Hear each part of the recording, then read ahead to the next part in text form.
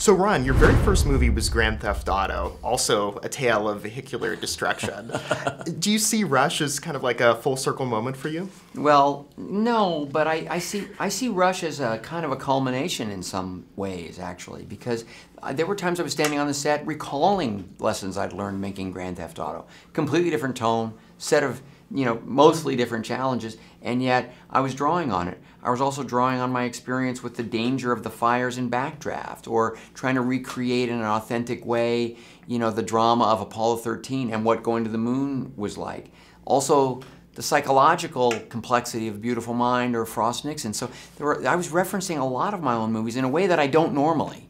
And that was interesting, but it's sort of what made the degree of difficulty level on this movie higher than probably, maybe just about anything that I've done. What I love so much about Rush is that it displays two such different views of the world. You've got the passion and instinct of James, and you've got the more analytical sensibility of Niki Lauda. Of the two, is there one that you identify with more? Well, I'd like to say James Hunt, and that sort of kind of, live any way you want, live as you want to live, take no prisoners, but do it with such integrity, because he never misled anybody. He was always very honest about who he was. But I far more relate to Niki Lauda. That ambition, that belief that if you are going to achieve your dreams, your goals professionally, it's not going to be through natural talent. It's going to be through effort, focus, understanding, discipline, follow through. So what's up with you in the 70s? Apollo 13, Frost Nixon, now this.